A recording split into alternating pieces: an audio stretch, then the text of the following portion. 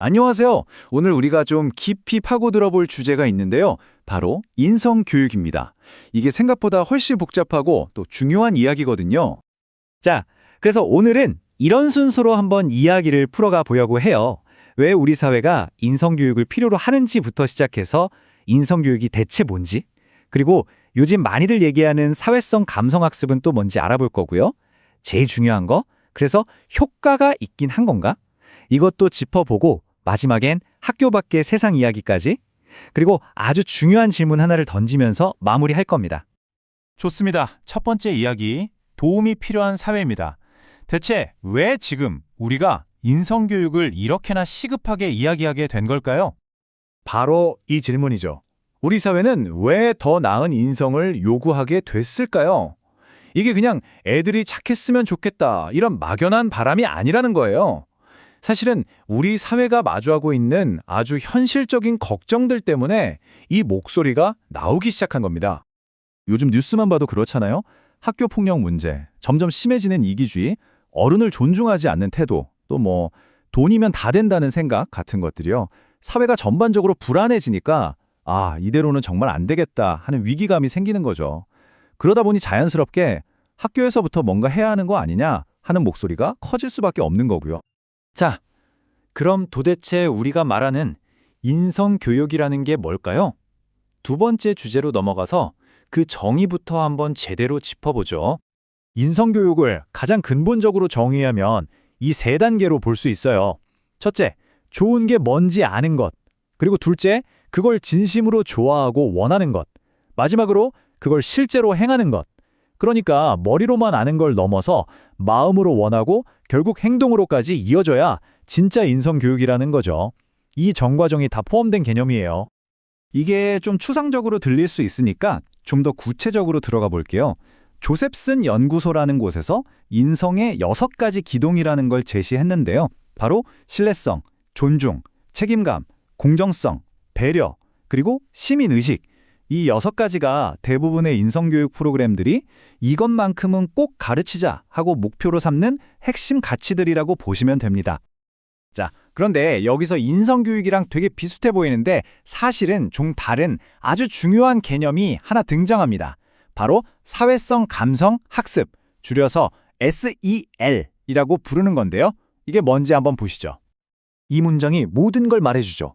한때는 우리가 IQ, 그러니까 머리가 똑똑한 게 성공의 전부라고 생각했잖아요. 그런데 알고 보니 그건 성공을 예측하는 아주 작은 부분에 불과했다는 거예요. 오히려 내 감정을 알고 남의 감정을 이해하는 이런 감성적, 사회적 기술이 인생의 성공에 훨씬 더 큰 영향을 미친다는 거죠.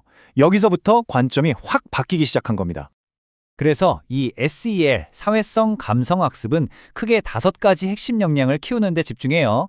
첫째, 자기인식. 내 감정이 지금 어떤지 아는 거죠. 둘째, 자기관리. 화가 날 때 그걸 어떻게 다스릴지 같은 거요. 셋째, 사회적 인식. 다른 사람의 입장을 이해하고 공감하는 능력이고요. 넷째는 관계기술. 친구랑 잘 지내고 갈등을 푸는 방법. 그리고 마지막으로 이 모든 걸 종합해서 책임감 있는 의사결정을 내리는 것. 이 5가지가 톱니바퀴처럼 맞물려 돌아가는 거예요. 자, 그럼 이 둘이 뭐가 다르냐? 이게 정말 중요한데요. 딱 정리해 드릴게요. 인성교육은 무엇이 옳은 일인가 이걸 묻는 거예요. 정직, 공정 같은 윤리적인 가치에 초점을 맞추죠. 반면에 SEL은 내 감정과 관계를 어떻게 잘 관리할까? 이걸 묻습니다. 공감 능력이나 스트레스 관리 같은 기술에 더 집중하는 거죠. 그러니까 쉽게 말해서 인성교육이 어디로 가야 하는지 방향을 알려준다면 SEL은 어떻게 가야 하는지 그 방법을 알려주는 셈이에요. 완전 다르죠? 자, 좋습니다. 이론은 이제 알겠어요. 그럼 이제 진짜 궁금한 거. 제일 중요한 질문이죠. 그래서 이런 교육들이 진짜 효과가 있나요? 근데 여기에 대해서 한 전문가가 내놓은 답이 정말 재밌어요. 효과가 있냐는 질문에 글쎄요, 그렇기도 하고 아니기도 합니다. 라고 답했거든요. 아니, 이게 무슨 소리일까요? 예스도 아니고 노도 아니고 이 애매한 답변의 숨은 뜻이 뭔지 바로 한번 파헤쳐보죠. 먼저 그렇다고 말할 수 있는 이유부터 볼게요. 실제로 연구를 해보니까 아주 잘 설계돼서 학교 전체가 다 같이 종합적으로 실행하는 프로그램들은 분명히 긍정적인 효과가 나타났어요. 이게 예스인 부분이죠. 하지만 아니다라고 말하는 이유도 명확해요. 이게 무슨 마법의 약 같은 게 아니라는 거예요. 예를 들어 학교 분위기는 엉망인데 달랑 일주일에 1시간 인성교육 수업한다고 뭐가 바뀌겠어요? 당연히 안 바뀌죠. 바로 그겁니다. 그래서 어떤 자료에서는 이걸 로켓 과학에 비유하기도 해요. 와, 정말 딱 맞는 비유 아닌가요? 로켓 쏠 때 한번 생각해 보세요. 수만 가지 부품이랑 변수 중에 딱 하나만 어긋나도 발사가 실패하잖아요. 인성교육도 똑같다는 거예요. 그만큼 변수가 너무 많고 성공시키기가 믿을 수 없을 만큼 복잡하고 어렵다는 뜻이죠. 자, 그럼 이제 시야를 확 넓혀볼 시간입니다. 지금까지는 학교 안의 이야기를 했다면 이제는 훨씬 더 강력한 영향을 미치는 곳, 바로 학교 밖의 세상으로 가보겠습니다. 여기서 정말 중요한 지적이 나오는데요. 사실 아이들의 인성은 학교에서 받는 공식적인 수업보다 자기를 둘러싼 환경을 통해 비공식적으로 자기도 모르게 배우는 게 훨씬 더 크다는 거예요. 그러니까 아이에게 가장 강력한 선생님은 교과서나 선생님이 아니라 바로 가정, 미디어, 그리고 우리 사회 전체라는 거죠. 실제로 연구사들이 청소년들의 문제 행동에 영향을 미치는 요인들을 분석해 봤더니 크게 7가지 범주가 나왔다고 해요.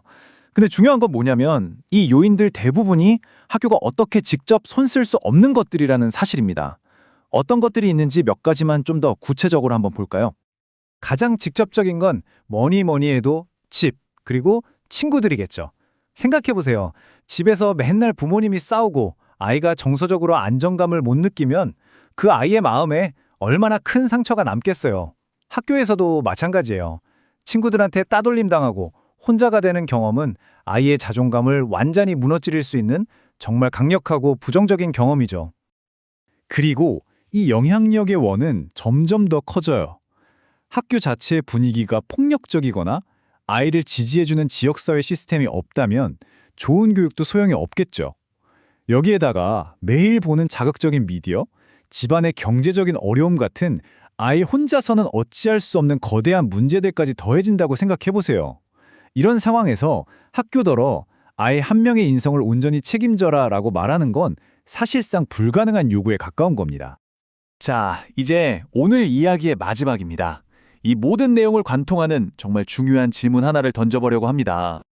바로 이겁니다. 학교, 혼자서는 도저히 할 수 없다면 그럼 이건 대체 누구의 책임일까요? 결국 인성교육이라는 건 학교의 숙제처럼 던져줄 수 있는 간단한 문제가 아니라는 거죠. 이건 우리 사회 전체가 함께 풀어야 할 아주 복잡한 방정식 같은 겁니다. 그렇다면 이 무거운 책임, 과연 우리 사회에 누가 또 어떻게 나눠 가져야 할까요? 오늘 제가 준비한 내용은 여기까지인데요. 이 질문에 대해 한 번쯤 깊이 생각해 보시는 계기가 되었으면 좋겠습니다.